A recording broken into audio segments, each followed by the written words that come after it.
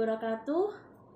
Berjumpa lagi dengan saya Rofilita di sini di acara kesayangan kita semua, yaitu Perempuan Mendukung Perempuan di channel kesayangan kita semua, yaitu NU Damai Channel TV. Insya Allah sahabat-sahabat Rofilita di luar sana dan teman-teman perempuan saya, acara ini akan konsisten ditayangkan di tiap minggu sore di jam 5. Jangan lupa ditonton dan di subscribe ya, insya Allah secara live streaming seperti itu. Pertama, izinkan saya mengucapkan puji syukur kehadirat Allah Subhanahu wa Ta'ala karena atas rahmatnya, karena atas perkenannya saya ada di depan sahabat-sahabat Rofilita di luar sana. Mengingat beberapa hari ke belakang, seminggu, 2 minggu ke belakang, kita bisa melihat, menyaksikan, membaca berita-berita duka, berita-berita kesedihan yang berseliweran di sekitar kita, entah itu dari sahabat, kerabat, atau tokoh publik sekalipun. Begitu banyak tiap hari menyusul berita terkait kehilangan. Puji syukur yang teramat dalam, hingga hari ini saya diberi kesehatan, diberi kesempatan untuk bisa menyapa sahabat-sahabat Rofilita di luar sana. Tak lupa salam dan selawat kepada manusia mulia akhir zaman, idola saya pribadi, yaitu Kanjeng Rasul. Sejenak kita berselawat kepada beliau agar kelak kita semua mendapatkan syafaat dari beliau. Allahumma sholli ala sayyidina Muhammad wa ala alihi sayyidina Muhammad. Sahabat Rofilita, di sini kali ini untuk live hari ini saya akan menyajikan materi dengan judul pentingnya personal branding bagi seorang perempuan. Saya akan kasih anomali sekilas apa itu yang dimaksud dengan personal branding sebelum masuk ke materi inti. Tapi saya menganomalikannya dalam bentuk sebuah produk seperti itu. Bagaimana brand itu atau merek itu wajib dan tidak bisa lagi ditawar untuk sebuah produk seperti itu. Kita tahu di luar sana ada banyak orang berjualan minyak goreng atau tepung atau bahan sembako lainnya lah dengan berbagai macam merek, ada A, B, C dan sebagainya dan sebagainya. Masing-masing merek menonjolkan yang terbaik dari produk tersebut. Masing-masing produsen mengklaim bahwa miliknya adalah yang terbaik. Sehingga ketika brand itu melekat erat di benak konsumen, mau harga berapapun, mau sesusah apapun untuk mendapatkan produk tersebut, bagi seorang konsumen tidak masalah.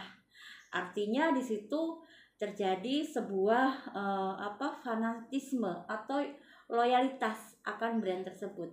Itu jika saya utamakan dengan sebuah produk. Lalu bagaimana jika itu berlaku untuk diri kita, untuk personal, untuk manusia? Bagi saya teramat penting.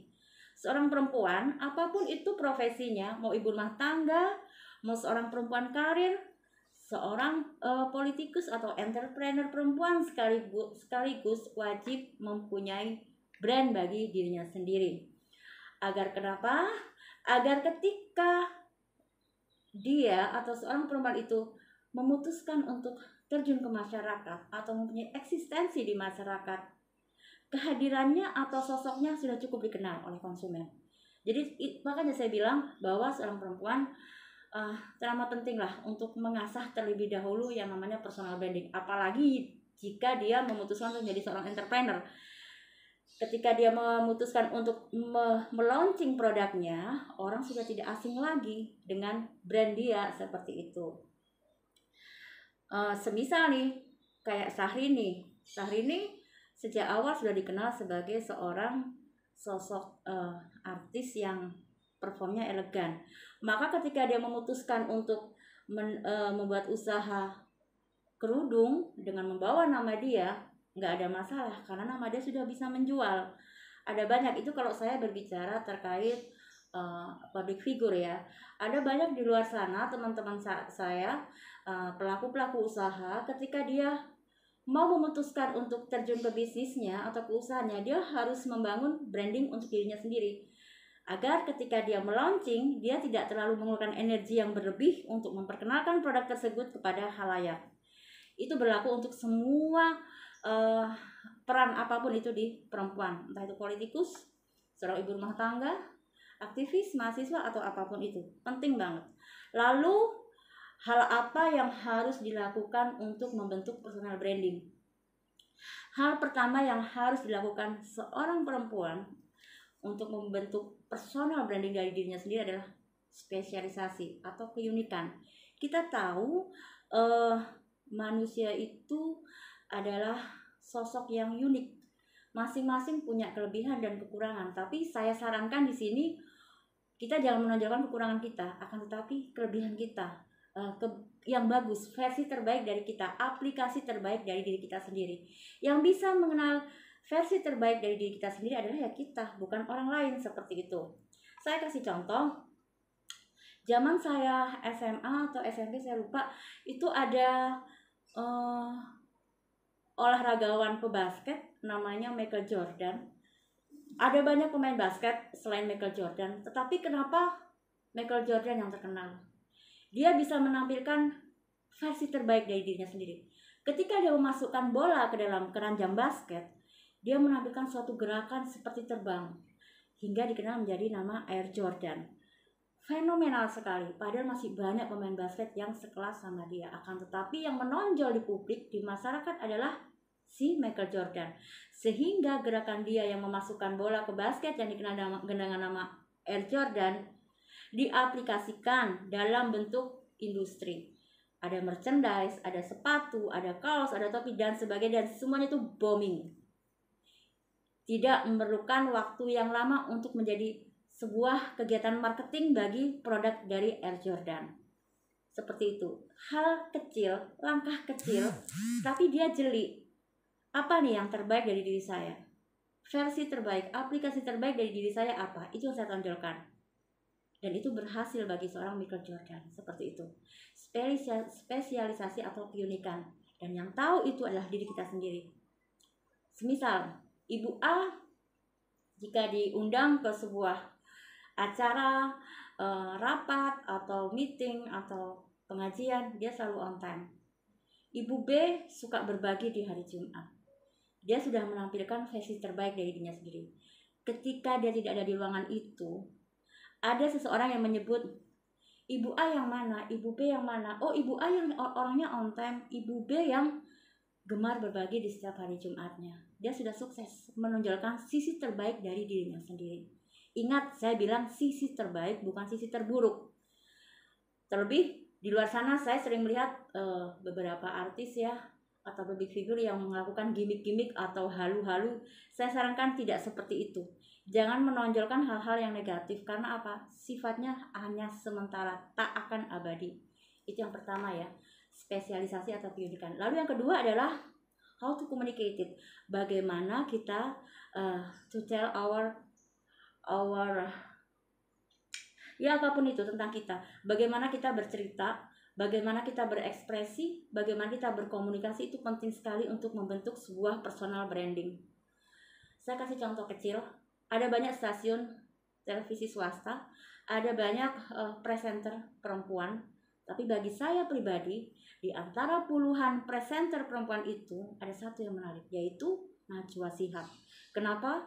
Karena dia sudah berhasil mengkomunikasikan acara yang dia sampaikan kepada pemirsa.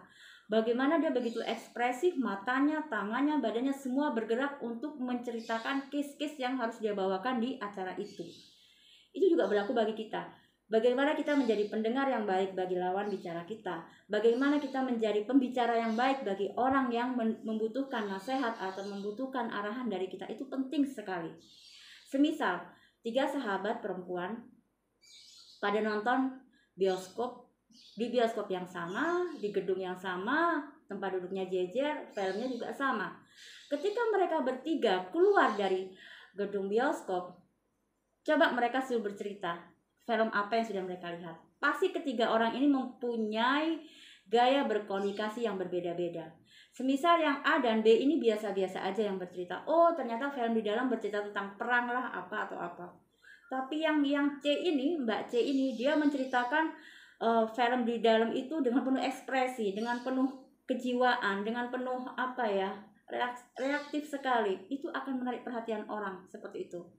Itu saya bilang, suatu saat nanti saya akan membawakan materi terkait public speaking. Ini berkaitan dengan public speaking. Bagaimana kita how to communicate it to people. bagaimana kita bisa berkomunikasi dengan baik dengan sesama, seperti itu. Itu langkah yang kedua. Lalu langkah yang ketiga untuk membentuk personal branding adalah kita punya target. Target kita apa nih? Kalau sudah punya keunikan, kalau sudah punya gaya komunikasi yang bagus, yang menarik, lalu target apa yang kita akan lakukan? Seperti itu. Seorang Mary Riana, motivator, dia bagaimana dulu mencanangkan, kalau nggak salah 1000 kebaikan waktu itu. Dia konsisten.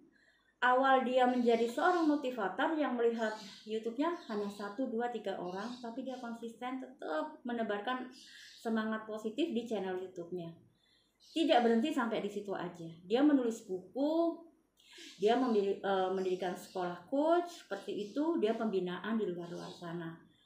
Ada target yang harus kita capai. Sama dengan kita pun juga seperti itu. Ketika kita memutuskan untuk membentuk personal branding bagi diri kita sendiri, sebenarnya apa tujuan kita? Seorang entrepreneur misal, oke, saya akan membentuk branding buat diri saya sendiri.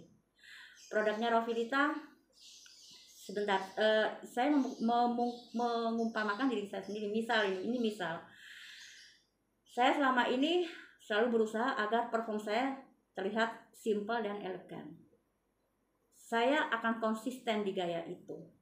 Ketika saya memutuskan untuk menjual sebuah produk tersebut harus berciri khas seperti itu, simple dan elegan. Ada target, ada pengembangan, ada inovasi dari sebuah pencapaian. Jangan berhenti sampai di sini saja. Jangan berhenti sampai cukup saya sudah membentuk personal branding, selesai. Jangan. Kalau saya bilang terus berkembang, terus berinovasi, seperti itu.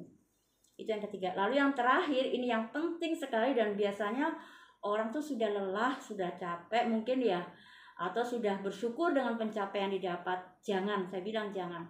Yang keempat adalah konsisten. Seorang perempuan wajib memiliki personal branding yang ditutup dengan konsisten. Closing dari semua uraian saya adalah konsisten. Apa yang dimaksud dengan konsisten ini? Itu tadi, semisal yang tadi saya contohkan Ibu A. Jika dia mempunyai suatu sifat atau suatu kebiasaan di Jumat pagi dia berbagi, teruslah konsisten di pergerakan itu. Jika Ibu B selalu datang tepat waktu untuk acara-acara yang dia diundang, tetaplah konsisten di situ. Di rasa itu, di attitude itu, tetap konsisten. Jika Anda memiliki sebuah beberapa medsos, entah itu FB, Instagram, WA, dan sebagainya, konsisten. Tiap hari harus memunculkan branding dari sahabat-sahabat perempuan di sana. Harus mengupload terus, harus mengupload setiap kegiatan atau apapun itu tentang diri Anda. Tapi harapannya setiap harinya harus ada peningkatan, harus ada mutu yang disampaikan di semua medsos dia. Artinya ada kegiatan yang berkesinambungan, itu namanya konsisten. Itu dulu mungkin 4 tadi ya kesimpulannya untuk bagaimana kita membentuk personal branding bagi diri kita sendiri. 1, spesialisasi atau keunikan. 2, how to communicate it to people. Yang ketiga, ada target yang harus kita capai, tahapan-tahapan yang akan kita lalui, the next tahapan apa yang harus kita lalui, itu ada di agenda kita. Harus punya itu, pencapaian-pencapaian apa yang ada di setiap tahunnya, setiap bulannya harus terorganize. Yang keempat adalah konsisten. Itu dulu mungkin sedikit kita belajar bareng terkait personal branding bagi seorang perempuan. Artinya memang udah harga mati, tidak bisa ditolak lagi bahwa seorang perempuan itu harus memiliki personal branding bagi dirinya sendiri, agar dia ketika terjun ke masyarakat, dia mempunyai brand yang kuat, dia mempunyai karakter yang kuat, dia mempunyai suatu pertahanan yang tangguh. Dengan adanya hantaman, cobaan, ujian dan sebagainya, dia akan menjadi sosok yang tegar, sosok yang berkarakter, sosok yang ya seperti itulah, seperti karang di lautan kalau saya mengibaratkan ya. Harapan saya seperti itu. Semoga sahabat-sahabat Rovilita yang mendengarkan materi barusan bisa mengaplikasikannya dalam kehidupan sehari-hari, sehingga kalian semua kelak menjadi perempuan-perempuan mandiri, perempuan berdaya, perempuan berkarakter yang bisa merangkul seluruh elemen anak bangsa, terutama anak-anak kita sendiri. Pesan terakhir dari saya sebelum acara ini ditutup, sebelum closing, tetap jaga kesehatan, bermasker, dan patuhi protokol kesehatan. Saya Rovilita undur diri dari acara ini. Mohon dimaafkan jika ada salah kata dan sikap. Insya Allah, jika Allah memberikan kesempatan dan kesehatan, minggu depan kita bertemu di acara ini lagi, tentunya dengan materi yang berbeda. Kita akan terus belajar, mengupgrade seorang perempuan itu harus bagaimana seperti itu menghadapi perkembangan zaman yang terjadi. Setiap materinya insya Allah saya tampilkan yang terbaik dari yang saya punya, seperti itu. Akhirul kalam, mohon dimaafkan segala saya dan khilaf. Saya Rovilita undur diri dari semua ini. Wassalamualaikum warahmatullahi wabarakatuh.